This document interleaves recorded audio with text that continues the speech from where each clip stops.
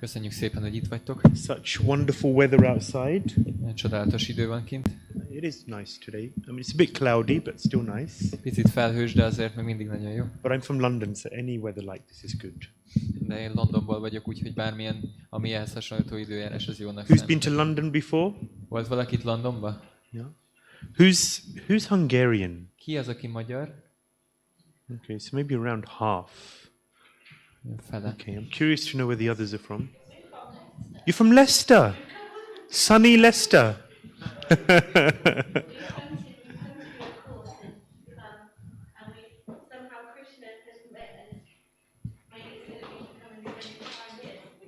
Wonderful. You're very welcome. Thank you for coming.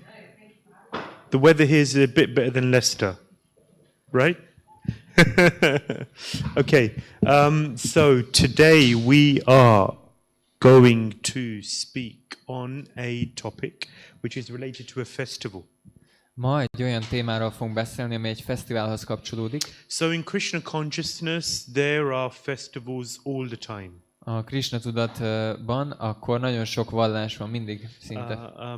They say in the spiritual world every word is a song.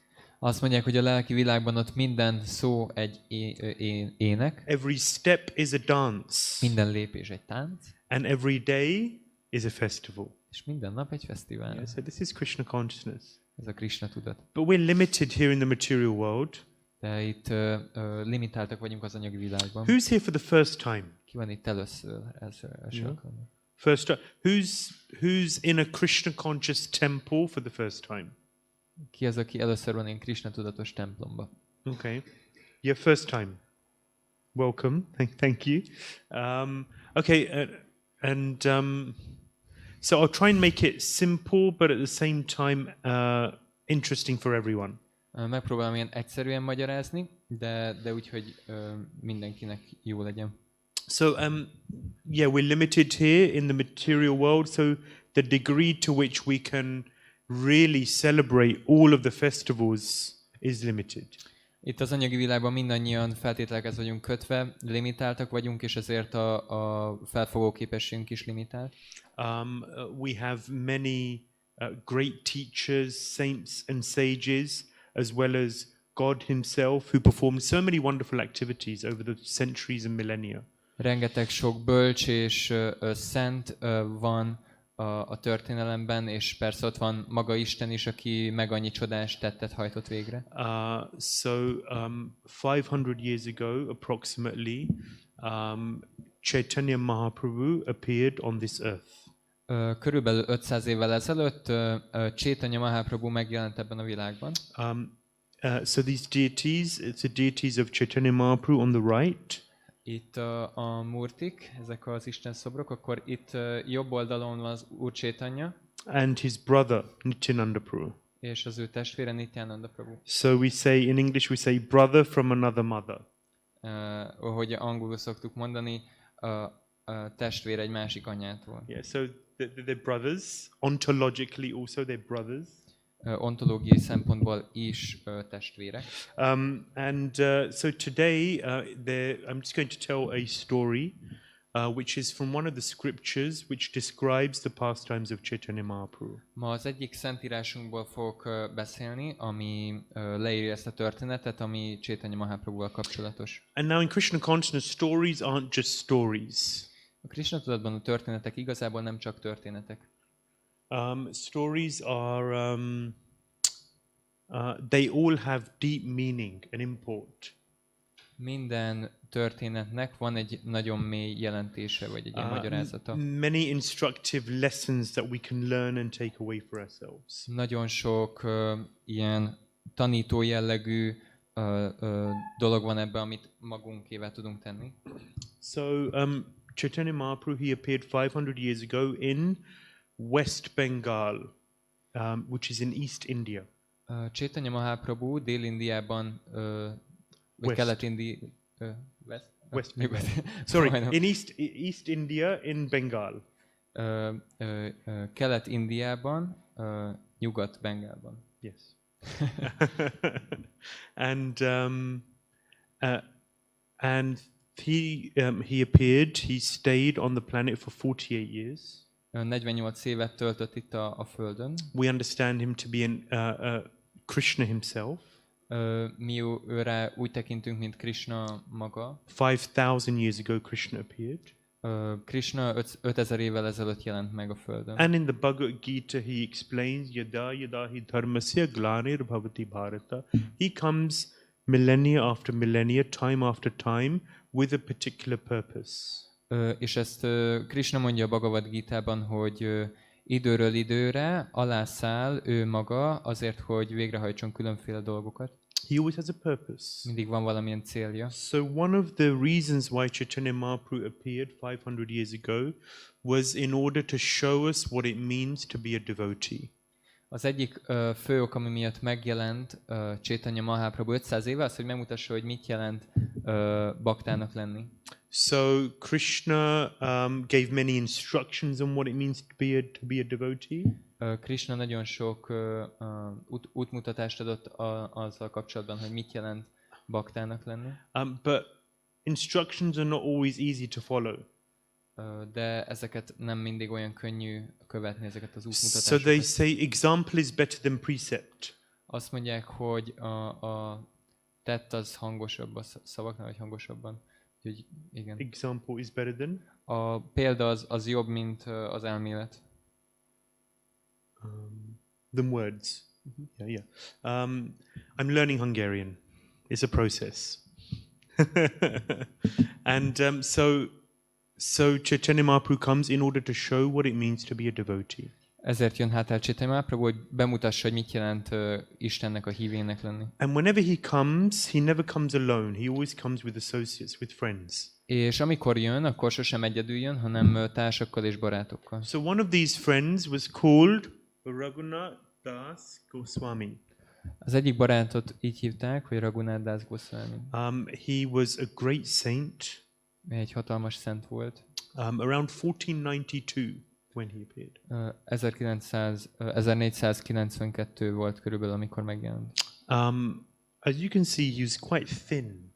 Hogy látjátok, hogy elég vékony személy volt. Because he didn't eat too much. Nem evett túlságosan sokat. One of the reasons why he didn't eat too much was because he was so absorbed in worshipping the Lord that he didn't feel he had time to take care of this material frame.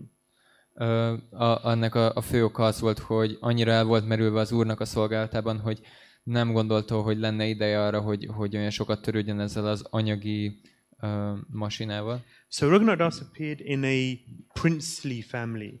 Raghunath Das Goswami, ő egy ilyen királyi családban született. Actually, they were business people. Igazából ők ilyen kereskedő család voltak.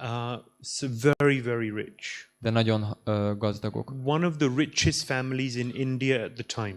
Akkoriban ők voltak az egyik leggazdagabb indiai család. Who's been to India? Volt valaki Indiában? Yeah, so quite a few of you have been to India. Some of you are from India. Valaki Indiából jött? So India today is not the richest country in the world. India nem a leggazdagabb ország a világon. But 500 years ago, India was extremely rich. De 500 évvel ezelőtt India az hihetetlenül gazdag volt. There was a lot of wealth in India. Nagyon sok vagyon, vagy ilyen gazdagság volt ott. Things changed in between, we won't go into it. Közben ez változott, de arra most nem fogunk nagyon kitérni. But just like the Hungarians have been invaded by the Turks and the who else? Who else invaded Russia. Hungary? Persians? Russia. Russians, yeah. I guess, yeah. Anyway. Tehát, hogy ugyanúgy, mint ahogy Magyarországot is akkor volt, hogy különböző népcsoportok akkor megszállták, törökök vagy oroszok. India was also invaded by various groups. De India is hasonlóképpen akkor különböző népek által így But volt. even within that very wealthy environment, Raghunath Das Goswami's family was one of the richest in the whole of India. De még ebben a gazdag körülményben is akkor Raghunath Das Goswaminak a családja az még innen is kiemelkedett. As he was growing up, Raghunath Das Goswami, he met Chaitanya Mahaprabhu. Ahogyan nőtt föl, találkozott Raghunath Das Chaitanya Mahaprabhuval. And despite being surrounded by so much wealth and opulence, És annak ellenére, hogy nagy gazdagság vette őt körül, he had a desire to become a follower of Chaitanya Mahaprabhu. Volt egy erős vágya, hogy Chaitanya Mahaprabhunak a követője legyen. Chaitanya Mahaprabhu was a great saint.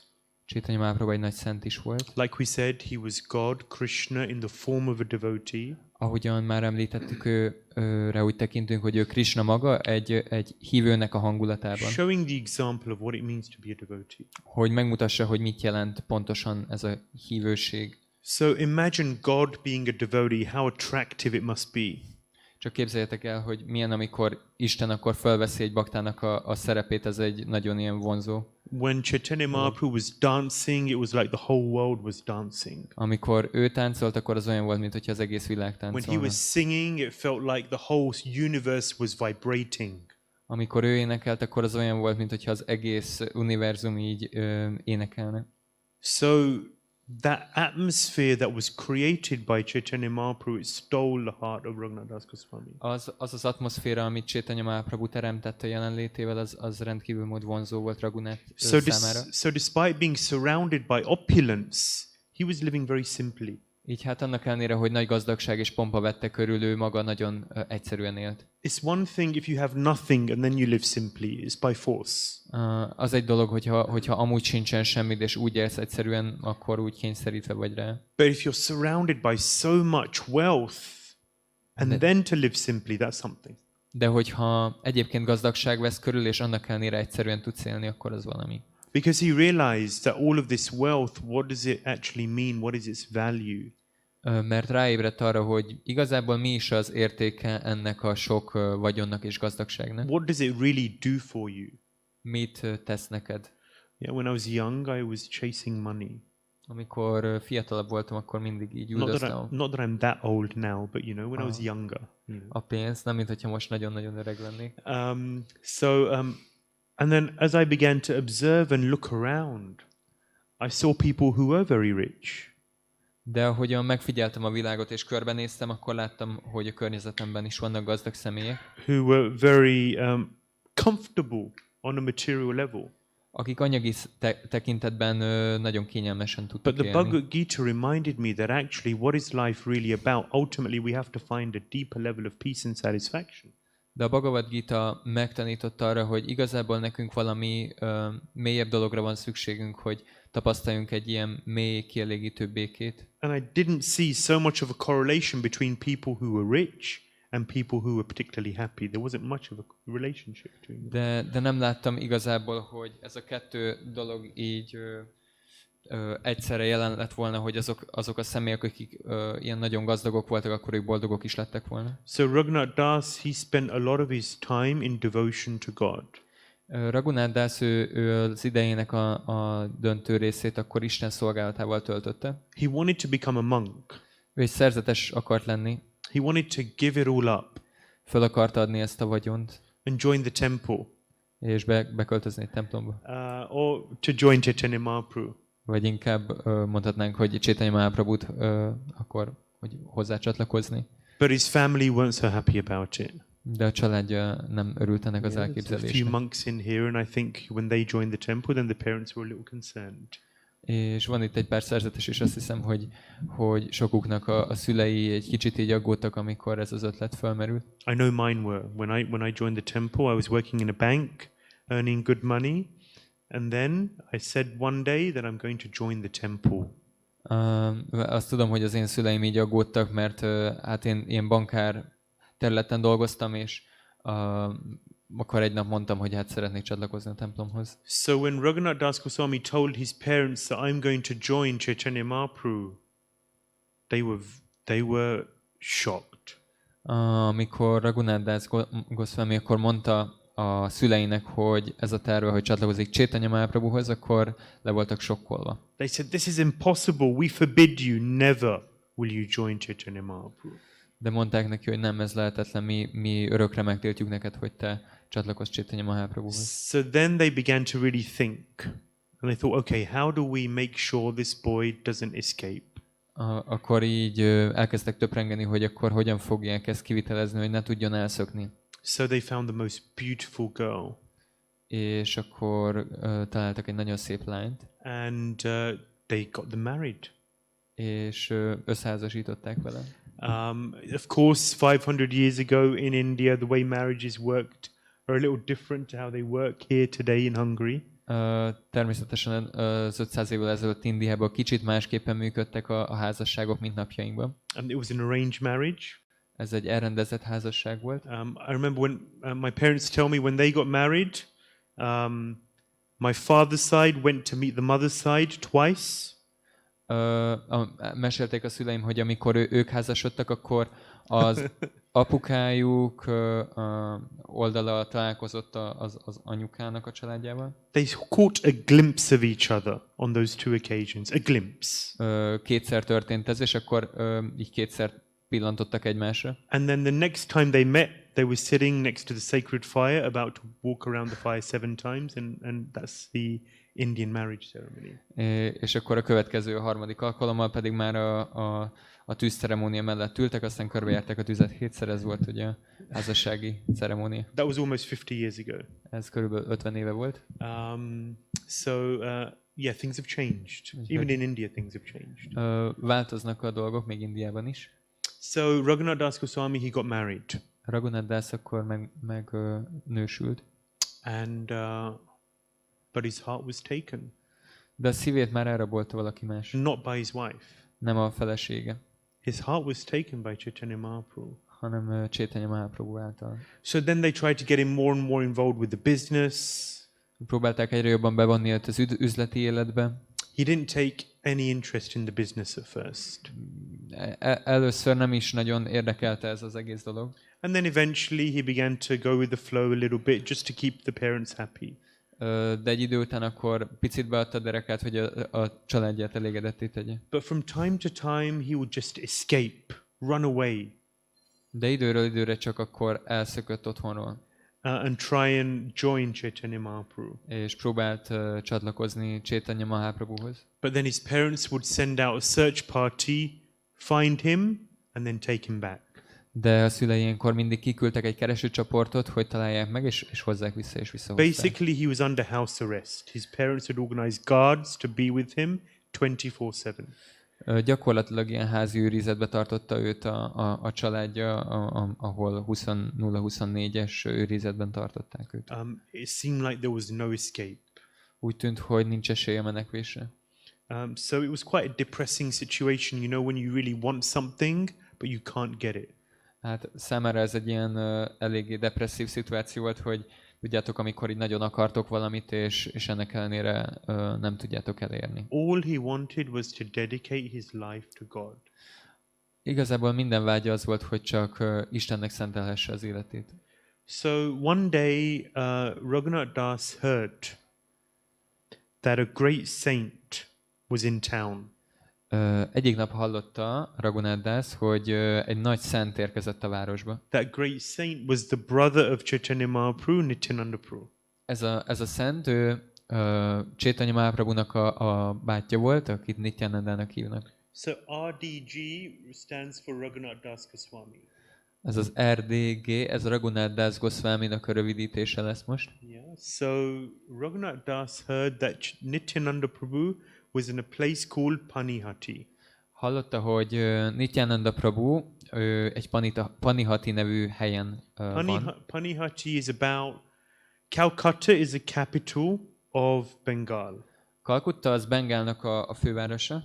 And 10 miles, 16 kilometers north of Calcutta is this town called Panihati. És 16 kilométerre északra akkor van ez a kis város, amit úgy hívnak, hogy Panihati. It's a beautiful place. Nagyon szép hely. And Nityananda Prabhu had come there with some of his friends, his associates. És Nityananda Prabhu ott volt, oda jött egy pár társával, barátjával. And he was sitting there, they were talking, they were spending time together. És ott voltak, beszélgettek, együtt töltötték az időt. And Raghunath Das Goswami came close. És Raghunath Das Goswami ő közel jött. Still a little far away from Nityananda Prabhu. De még mindig egy picit messze Nityananda Prabhutól. And out of respect, when you see a great personality, just like when we come into the temple room, we bow down in the Vedic culture. És ahogyan itt a templomszobában is ezt gyakoroljuk, a védikus kultúrában, hogyha látunk egy nagy személyiséget, akkor felemeljük a tiszteletünket neki. There are two types of bowing. Van kettőfajta ilyen leborulás. One is a 5-pointed bow, Az egyik az egy ilyen 5 ponton történő leborulás. when you're kind of on your knees, you bow down. Térdeden vagy, mikor leborulsz. And then the second type of bowing is when you do the full dandavats. És a másik fajtája pedig, hogy ezt a dandavatot ajánlod. And this is extra special respect. És ez a különleges tiszteletajánlás. So it means you fully surrender to someone. Ez azt jelenti, hogy teljesen megkódolsz valakinek. So when Raghunath Das Goswami, he saw Nityananda Prabhu. Nityananda Prabhu is an expansion of Chaitanya Mahaprabhu. Let's put it like that, ontologically. Hogy érthető legyen, a Nityananda Prabhu, Chaitanya Mahaprabhunak egy kiterjedése. So when he saw Nityananda Prabhu, he was so affected. So much devotion came into his heart that he paid full dandavats to him out of respect. És Raghunath Das Goswaminak akkor szívében egy ilyen nagyon nagy odaadó érzés volt, és emiatt akkor teljes dandavatot ajánlott, teljes hódolatot ajánlott. See, whatever we do in the Vedic culture, it has some meaning. Bármit teszünk is a védikus kultúrában, annak van valamilyen jelentése. When you first visit the temple, then there were all sorts of aspects of culture which you meet here, which can seem quite foreign. Amikor valaki első alkalommal látogat el egy ilyen templomba, akkor nagyon sok olyan elemét láthatja a kultúrának, ami egy kicsit idegennek tűnik. I grew up in an Indian family. Én magam egy indiai családban nőttem föl. So certain things I was familiar with. Így hát jó pár dolog az ismerős volt számomra. But even then, when I went to the first Hare Krishna temple, there were various processes or rituals which I really didn't understand. De még így is, amikor első alkalommal mentem el egy ilyen Hare Krishna templomban, akkor voltak olyan elemei a rituáléknak, vagy ritusoknak, vagy formalitásoknak, ami furcsa volt. And even growing up, I always asked my parents, Mom, why do we do this? Dad, why do we do that? És ahogyan így nőttem föl, mindig azt a kérdést tettem föl szüleimnek, hogy anya, ezt miért csináljuk, vagy apa, ezt miért csináljuk. And as I grew, especially in Krishna consciousness, I found that there were very good, reasonable, and deep answers for these questions. De ahogyan nőttem föl így a Krishna tudatban, akkor megértettem, hogy igazából ezeknek nagyon jó hatásuk van, és nagyon jó magyarázataik. Everything in the Vedic culture has a reason. A védikus kultúrában mindennek van jelentősége. And often very deep and thoughtful reasons. És sokszor nagyon mély és megfontolt dolgok. Nothing is. Often my parents would tell me, we do it because that's what we're meant to do. Sokszor mondták a szüleim, hogy hát ezt azért csináljuk, mert hát így kell csinálni. Or we do it because this is what we did when we were young. Vagy az, hogy hát azért csináljuk, mert hogy amikor mi fiatalok voltunk, akkor ez volt a szokás, vagy mi így csináltuk. But you know, I grew up in the why culture, means you have to ask why. De én már a miért kultúrában nőttem fel, amikor meg kell kérdezned, hogy miért csinálunk bizonyos dolgokat. School we're trained to ask why. Az iskolában arra tanítottak minket, hogy ezt kérdezzük. And it's not acceptable just to hear, well, that's what we do because that's what we're supposed to do. És ez nem egy kielégítő válasz, hogy hát azért csináljuk, mert hát ezt kell csinálni.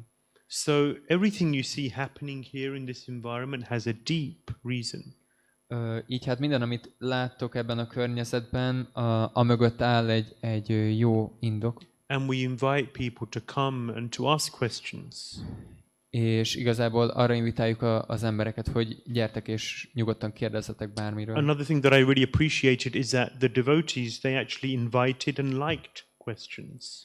És ami tetszett, hogy én is ezt tapasztaltam, hogy a bakták, vagy a Krishna hívők, akkor mindig nagyon tetszett nekik, hogy kérdéseket teszek fel. I had been in other environments and they found questions to be a challenge or a sign of a lack of faith. Sok más környezetben az volt a tapasztalatom, hogy ha kérdéseket teszek föl, azt úgy veszi a másik fél, mint egyfajta kihívás, vagy pedig a hitnek a hiánya. But we appreciate questions. De mi értékeljük a kérdéseket. A sincere inquiry of someone who wants to know is very valuable. Egy őszinte érdeklődés az a másik személynek vagy ez egy jó dolog. So when Nityananda Prabhu saw that Raghunath Das was far away but paying obeisances to him. És akkor Nityananda, ő látta Raghunathot, ahogy a távolban, akkor felajánlja a hódolatát. Then he called him over. És közel hívta magához. Raghunath Das Goswami had one desire. Raghunath Das Goswaminak egyetlen vágya volt. And that one desire was to be with God, to be with Chaitanya Mahaprabhu. És ez az egyetlen vágy az volt, hogy együtt legyen Istennel, Chaitanya Mahaprabhuval. You know, in this world we have so many different desires. Ebben a világban annyi vágyunk van. And desires disturb the consciousness. És ezek a vágyak, ezek zaklatottá teszik a tudatunkat. You know, you have that experience, you're trying to focus on something. If you're a student, then your homework. If you're working, then you're trying to focus on your work. But desires are always bombarding us. Hogy biztosan tapasztaltatok már hasonlót, hogy mondjuk tanulnotok kéne, de valamilyen vágy nem hagy titeket nyugodni, vagy éppen dolgoztok, és akkor történik ez. If you do meditation regularly, then you'll find that desires bombard you, particularly when you're doing your meditation. Hogyha meditáltok, akkor ezt kiváltképpen tapasztaljátok, hogy amikor meditáltok, akkor bombáznak titeket a leginkább ezek a vágyak. The problem with these desires is that whatever desire you have, we try to satisfy these desires. A nehézség ezekkel a vágyakkal, hogy bármilyen vágyunk is van, próbáljuk akkor őket kielégíteni. And we may try so many different ways to bring satisfaction. És olyan sokfajta módszerrel próbálunk elégedettséghez jutni. But Krishna explains in the Bhagavad Gita that trying to satisfy these desires is like putting oil onto a fire. De a Bhagavad Gitában azt olvashatjuk, hogy megpróbálni kielégíteni ezeket a vágyakat, az olyan, mintha olajat öntenénk a tűzre. What happens when you put oil onto a fire? Mi történik, hogyha olajat teszünk a tűzre? It gets bigger. Nagyobb lesz. We think that, okay, if I satisfy this desire, then it will go down and things will be okay. Then I'll be more peaceful. Azt gondoljuk, hogy ha kielégítünk egy vágyat, akkor békét érünk el, és így lecsillapodik. But it doesn't work like that. De igazából nem így működik. They only increase. Csak még több lesz. Satisfaction is a real commodity. Is a sought after, desirable thing. A béke az egy ilyen vágyott dolog. Satisfaction? Elégedettség? Yeah, is real, to find a space in our lives where we actually feel satisfied. Hogy találjunk egy olyan helyzetet az életünkben, ahol igazából elégedettek tudunk lenni. Because desires, you complete one desire and then there's something else. Mert hogyha beteljesítünk egy vágyat, akkor jön egy másik. You complete that one and then there's something else. És azt is beteljesíted, és aztán jön valami más. And they only increase over time. És ezek csak egyre gyarapodnak és szaporodnak idővel. So we have to find a way to find, if we want peace, then satisfaction in life is very, very important. Hogyha békét szeretnénk, akkor az elégedettség az egy kulcsfontosságú dolog. And satisfaction means, or one element of satisfaction is to understand that I don't need to satisfy the unlimited desires which are continuously coming up in my heart. És az elégedettség részint abból ered, hogy tudom, hogy ehhez nem szükséges, hogy minden egyes vágyamat, ami följön, akkor maradéktalanul kielégítsem. We have to see and consider what is the goal of my life. What's most important? What am I really chasing? Látnom kell, hogy mi az, ami igazából fontos az életemben, mi az, ami után megyek. And consider and understand that the desires which come up in the heart are superfluous. Superfluous? Are irrelevant. Hogy fel kell ismernem, hogy a legtöbb vágy a szívemben az ilyen felületes. We should ignore them. És igazából ignorálnunk kell őket. We don't need to chase one thing after another. The whole world is doing that. Who's happy?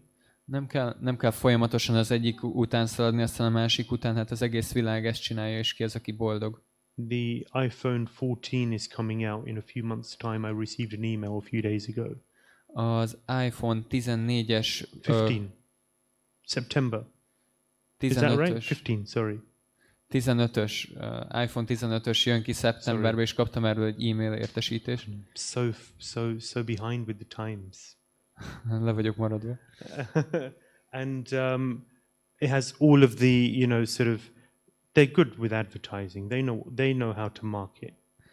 Hát ők igazából úgy értenek a marketinghez, nagyon ügyesek benne. Apple is one of the 5 companies in the world which is worth more than $1 trillion. Az Apple az egy olyan cég, ami több mint 3 milliárd... Trillion. Trillió? Trillion. Oké. 3 trillió... No, one... Egy trilliót ér, bocsánat. Worth more than $1 trillion. Tehát többet ér, mint $1 trillió. That's crazy. Az igazából őrületes.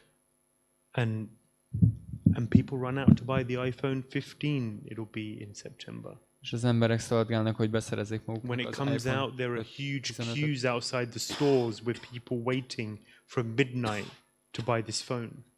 Emberek kígyózó sorokban állnak a boltok előtt, hogy beszerezzék maguknak ezt az új telefon. And it's the same with watches and cars and houses. De ugyanaz érvényes a karórákra, az autókra és a házakra. And partners. Még a partnerekre is. Changing partners every few years. Minden egy pár évben akkor leváltjuk a partnereinket. Because we're all looking for this satisfaction. Mert mindannyian ezt a fajta elégedettséget próbáljuk We're all elérni. looking for a situation whereby we can be happy. Egy olyan helyzetre vágyunk, ahol igazából boldogok tudunk lenni. But how does real happiness really come? De hogyan jön igazából boldogság? So Raghunath Das Goswami had realized that actually it comes from serving God. Raghunath Das ő arra jutott, vagy megértette azt, hogy ez a fajta boldogság, ez Isten szolgálatából tud jönni. There's a deer in nature. It's called the musk deer. Van egy ilyen szarvas a természetben, amit úgy hívnak, hogy pézsmaszarvas.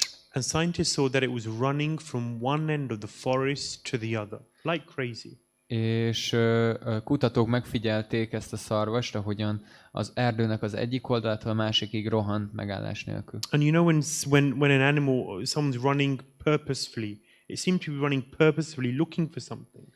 És tudjátok, látszik az, amikor valaki egy fajta motivációval, vagy valamilyen céllal fut, és látszott ezen a szarvason is, hogy valamilyen célja van, valamit el akar érni. So they began to study this deer.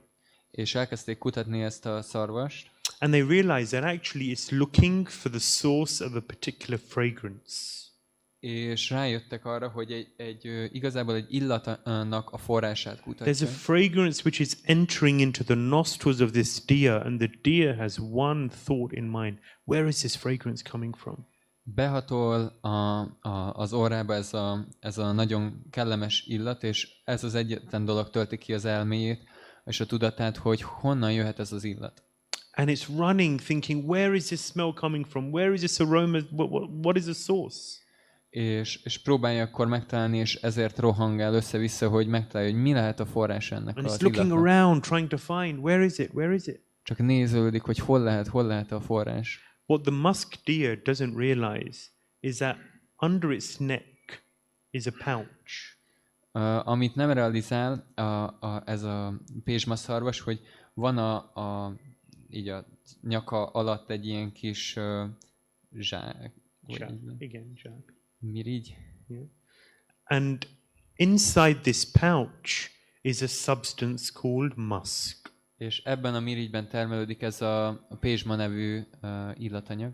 And this musk is used for the most exquisite perfumes in the world. És a legkülönlegesebb, legdrágább parfümöknek ez egy alapanyaga. So this aroma is coming from this pouch under its neck and entering into its nostrils. És ebből a kis mirigyből származik tehát ez az illat, ami eljut az orrába. And that is the source of the aroma.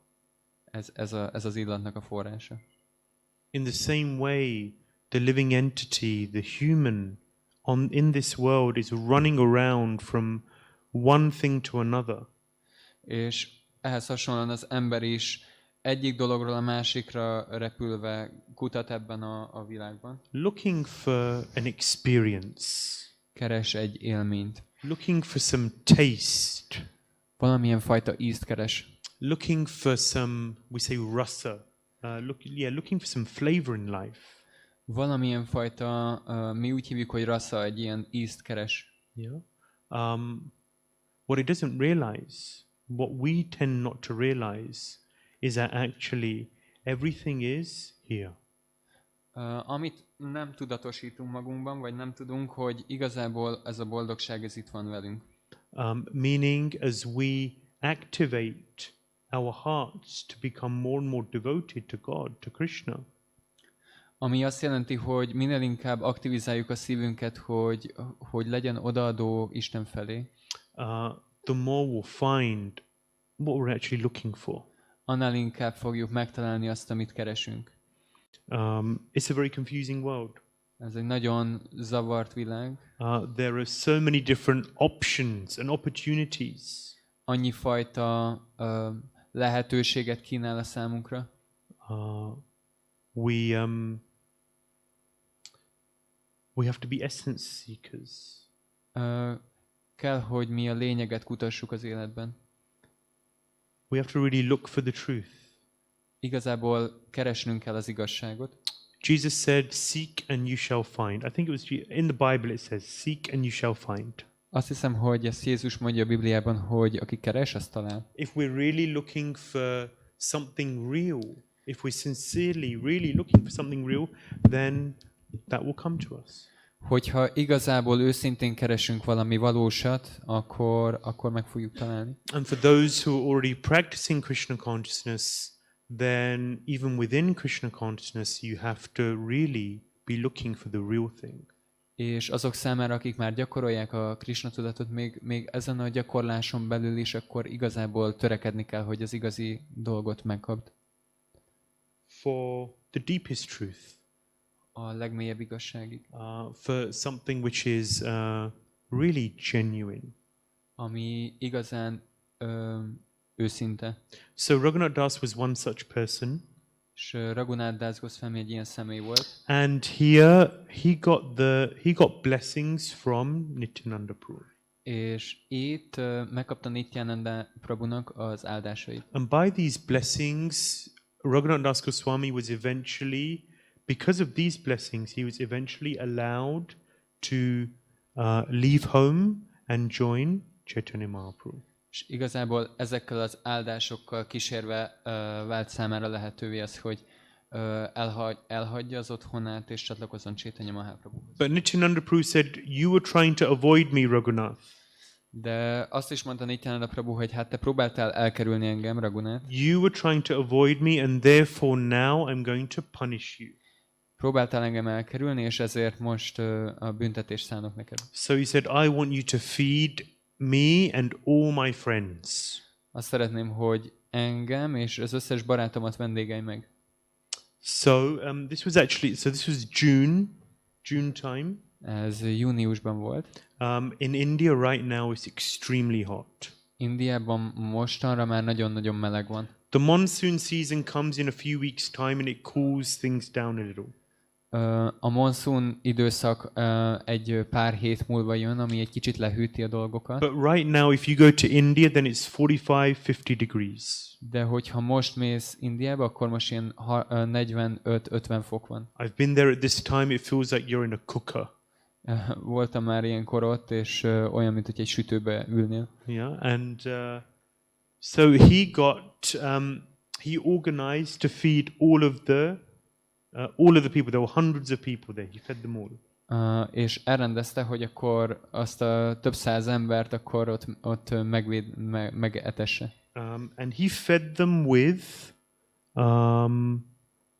two different preparations. És kettőfajta étellel kínálta őket. One was with chipped rice. It's a type of rice which was soaked and put into yogurt with sugar and bananas. Ez ilyen rizs volt, amit beáztattak, és aztán összekevertek jógurttal és banánnal és cukorral. Yeah. So that was one preparation. Yogurt because it's cooling. A jógurtot azért, mert ez hűti a testet. Yeah, because it's so hot, you need something which cools the temperature down a little. Mivel annyira meleg van, akkor szükség van valamire, ami lehűti a testhőmérsékletet. And then the second preparation was rice in condensed milk. És a másik, az pedig sűrített tejben áztatott rizs volt. You know what condensed milk is? Tudjátok, mi ez a sűrített tej? Yeah, so it's very, very nice.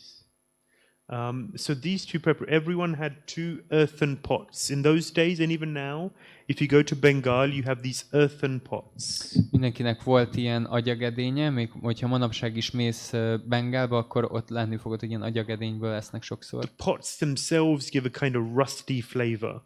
Még Rusty? The pots themselves have a flavor.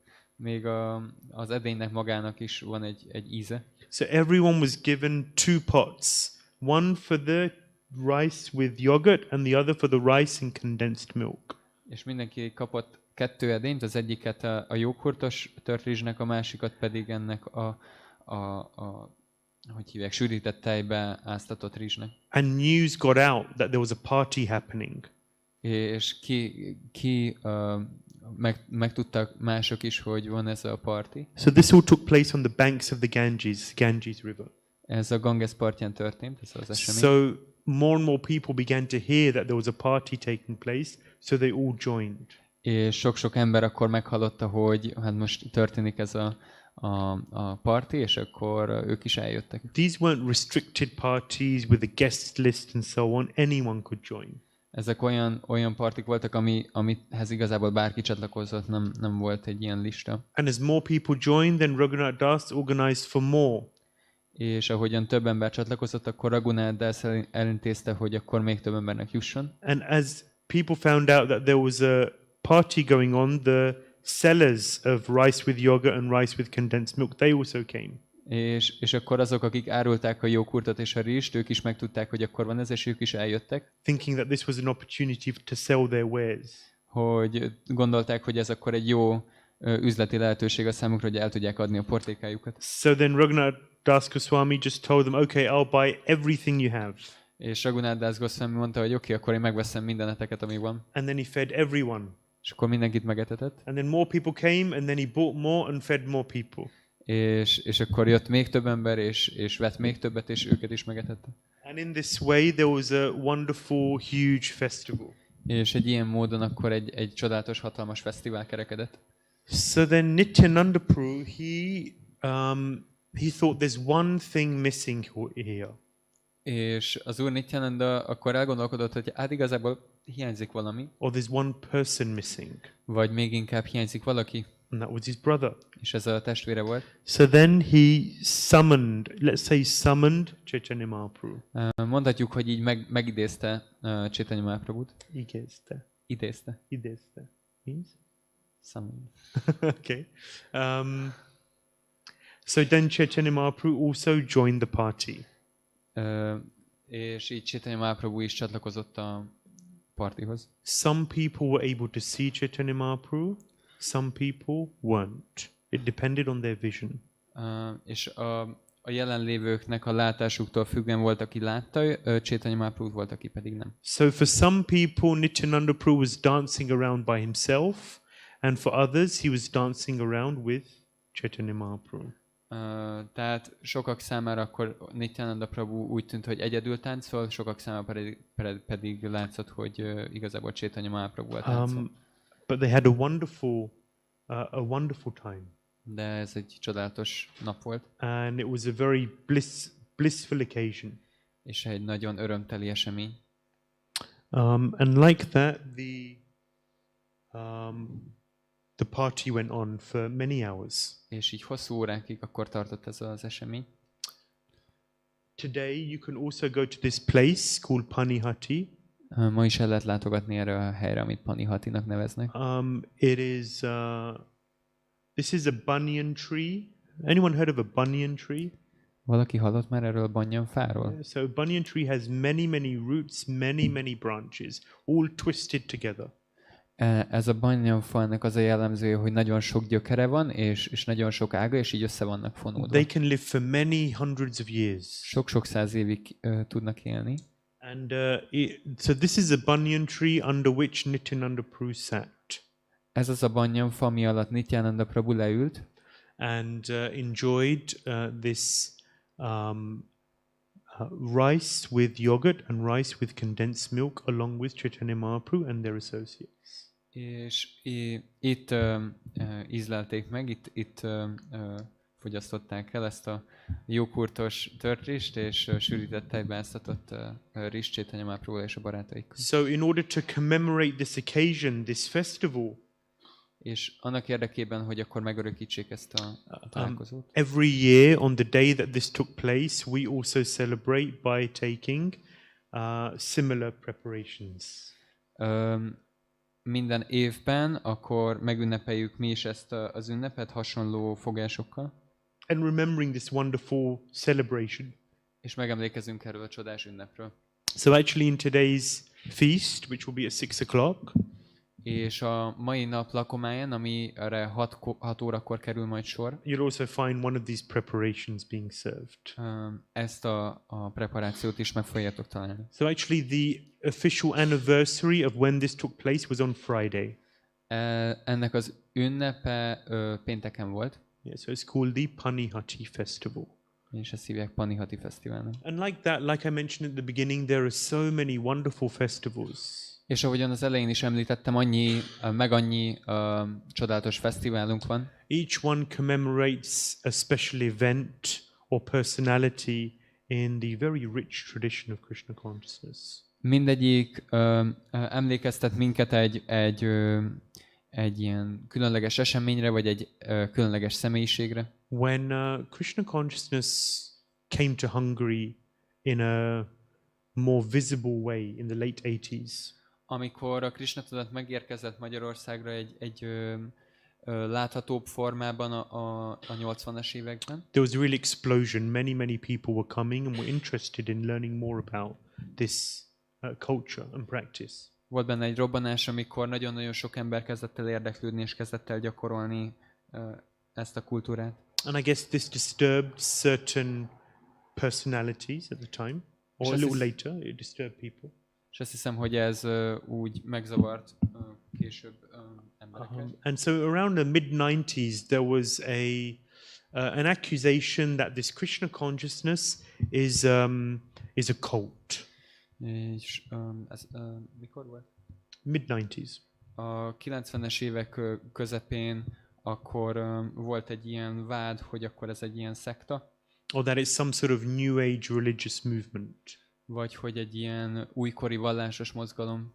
And so therefore there was a need for ISKCON, for Krishna consciousness in Hungary, for the devotees to prove our heritage. És ekkor szükségessé vált, hogy bebizonyítsuk az örökségünk által a hitelességünket.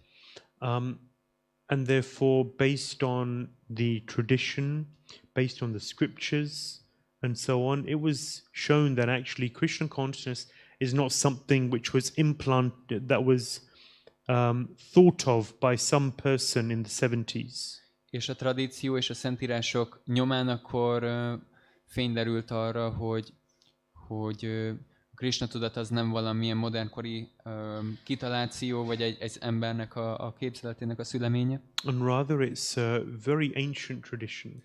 Hanem ehelyett egy nagyon-nagyon ősi tradíció. Going back for many millennia. Ami igazából millenniumok óta létezik. There's actually no beginning to Krishna consciousness.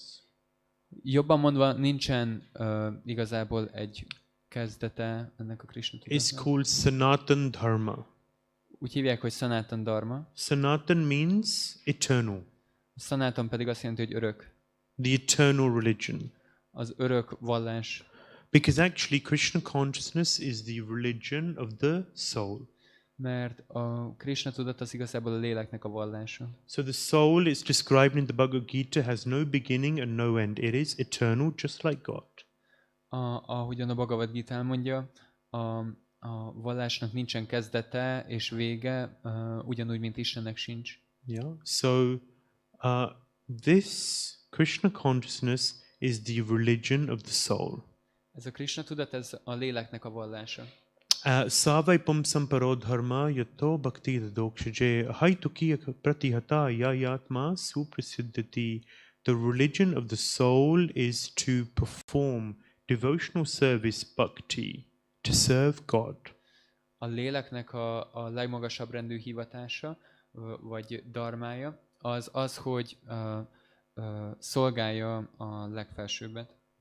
And this is the way yayatma suprasiddhati. This is the way that the living entity, the individual, the soul can find real, lasting happiness.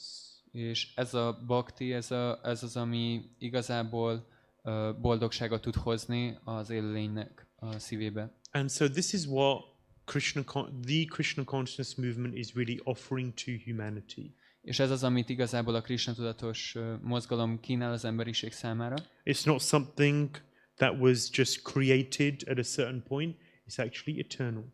Ez nem egy olyan dolog, amit teremtettek, hanem ez egy öröktől fogva létező dolog. It's a chance to really find happiness. Ez egy esély arra, hogy igazából boldogságra lejjünk. So we'd encourage everyone to inquire. Így buzdítok mindenkit, vagy lelkesítek, hogy érdeklődjetek, There's no kérdezzetek. blind faith here. Nincsen itt vakhit. We don't tell people to do things without knowing what they're doing and why they're doing them. Nem kérünk senkitől sem olyat, hogy csináljon bármit anélkül, hogy tudja, hogy miért és hogyan csinálja. There's an answer to everything. Mindenre van valamilyen válaszunk. So we encourage you all to inquire, to learn, and to give it a fair go, they say in Australia. És így mindenkit bátorítunk arra, hogy kérdezzetek, és hogy adjatok neki egy esélyt. Are there any, I've spoken a fair bit, are there any comments or questions or? Már eleget beszéltem, van esetleg bárkinek kérdése, vagy hozzáfűzése?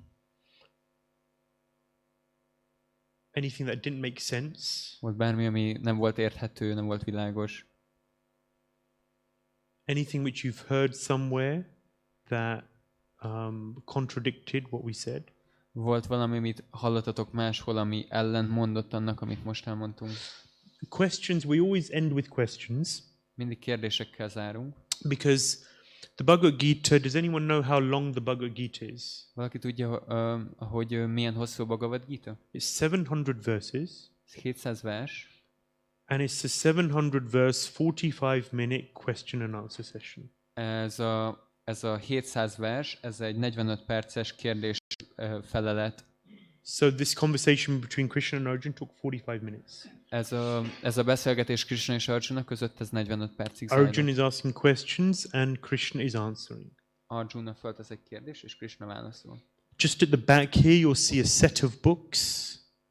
Itt láttok egy könyvsorozatot. Next to Srila Prabhupada, to his right and then to his left is a set of books. Prabhupád jobbján és balján, akkor van egy könyvsorozat. It's the Srimad Bhagavatam. Ezt úgy nevezik, hogy a Srimad Bhagavatam. 12 cantos, 18,000 verses. 12 énekből, kötetből áll, ami 18 000 vers. And it's full of questions and answers. És teli van kérdésekkel és válaszokkal. So questions and answers are something which we read a lot of and encourage. Kérdések és válaszok az olyan, amiről sokat olvasunk, és amit lelkesítünk. So one question. Egy kérdés. Yes. There is this word religion.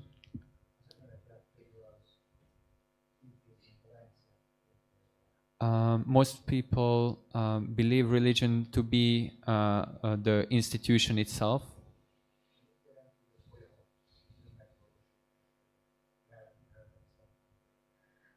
What does the process mean? The self-realization process. In relation to? Mivel kapcsolatban? In relation to the term religion. So,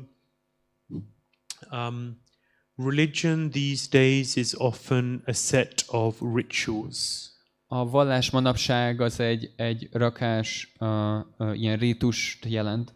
You have to wear certain clothes, kell valamilyen fajta ruhát viselned, chant certain prayers, különböző vagy meghatározott imákat kell go mondanod, to a particular type of religious institution, menj el egy meghatározott vallási szervezetbe, spend time with certain types of people, tölts időt meghatározott and személyekkel, believe in a certain set of ideas. és fogadj el egy adag elképzelést. And if you tick all of those boxes, then you are a bona fide member of this particular religion, and you get a pat on the back. És hogyha kipipálod mindezeket a pontokat, akkor utána elfogadnak téged annak a vallásnak a hiteles tagjaként, és kapsz egy ilyen válveregetést. It can be quite ritualistic.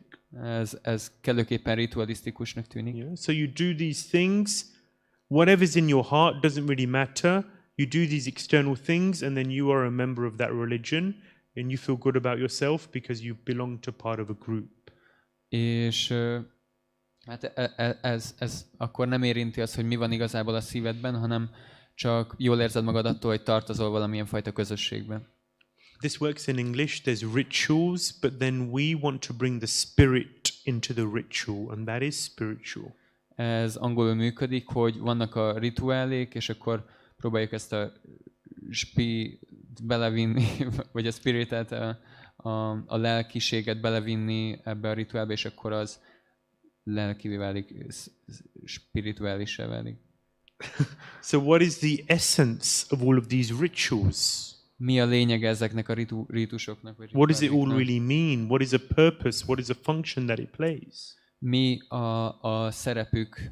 Mi az, amiért csináljuk őket? So for us in Krishna consciousness, all of these rituals, they have a particular function, they have a meaning, they have a spirit.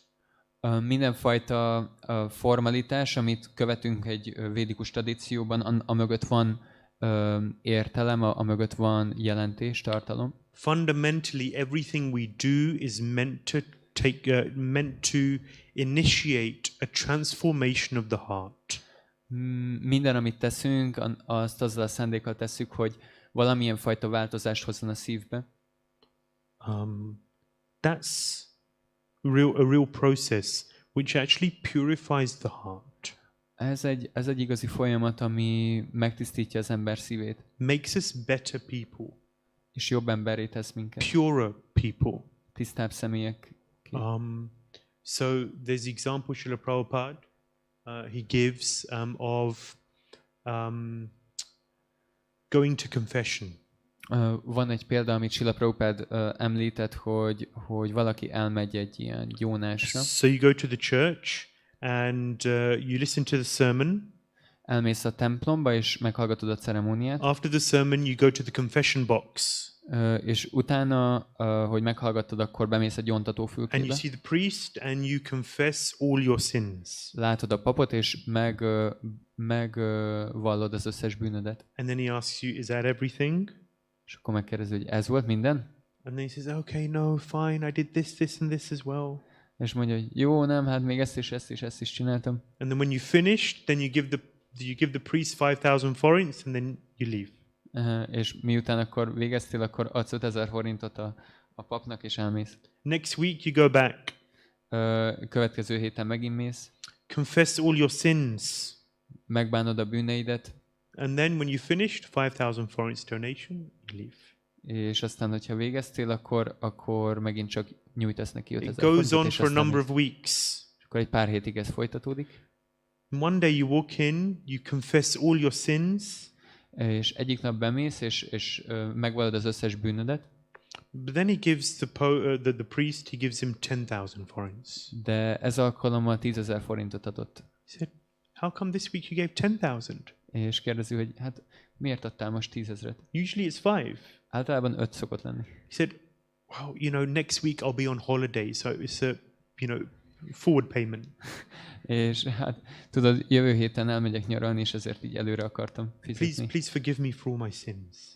Kérlek, bocsáss meg a bűneimet. So it's a very mechanical process. Ez egy nagyon mechanikus folyamat. Like another example Srila Prabhupada gives is an elephant which goes to bathe in water. Mint egy másik példa, amit Srila Prabhupada említ, hogy egy elefánt bemegy, és alapos fürdőt vesz a folyóban. It comes back out and then rolls around in the dust again and gets all dirty. És kimegy a partra, és aztán belehempereg a homokba, és megint nagyon koszos lesz. What is a function of religion? Mi a funkciója a vallásnak? To carry out these rituals for the sake of carrying them out? Hogy pusztán azért végezzük ezeket a rítusokat, hogy akkor végezzük a rítusokat. Real religion is that by which an individual becomes more and more purified of all that is unwanted in the heart. Az igazi vallás az, amitől az ember egyre inkább meg tud tisztulni azoktól a tisztátalanságoktól, amik ott vannak a szívünkben. Real religion is that by which one becomes more and more attracted to loving God. Az igazi vallás az, amitől valakinek vonzalom ébred Isten szeretete iránt. Because every individual has a loving, reciprocal, individual, unique relationship with God. Mert minden egyes egyénnek akkor van egy saját, személyes, egyedülálló, szeretetteljes, viszonzó kapcsolata Istennel. No one person is the same. Egyik személy sem ugyanolyan. Sometimes you have twins. Néha vannak ikrek. Same hairstyle. Ugyanolyan a haj, frizurájuk. Same clothes. Ugyanolyan ruhát viselnek. Same shoes. Ugyanaz a cipőjük. Same parents. Ugyanazok a szüleik. Born at the same time. Ugyanakkor születtek meg. But they're different. De mégis különböznek. Everyone's individual. Mindenki egy egyéniség. In the same way we all have an individual relationship with God. És ugyanígy van egy ilyen egyéni kapcsolatunk Istennel is. And the function of religion, real religion, is to uncover that loving relationship with God. És az igazi vallásnak a célja az, hogy fölfedje ezt az eredeti kapcsolatunkat Istennel. And it's most easily done in the association of like-minded people. És ez mind sokkal könnyebb, amikor hasonló beállítottságú emberekkel vagyunk körbevéve. And that's why we have temples such as this, in order to allow people who want to know God to come together, associate and practice Krishna consciousness together. És azért van egy ilyen templomunk vagy központunk, hogy a hasonló vágyú és beállítottságú személyek, akik szeretnék megismerni önmagukat és Istent, akkor össze tudjanak jönni. And partake in a process which is so wonderful, so rich, so much culture. És részt tudjanak venni egy olyan folyamatban, ami annyira gazdag és szép.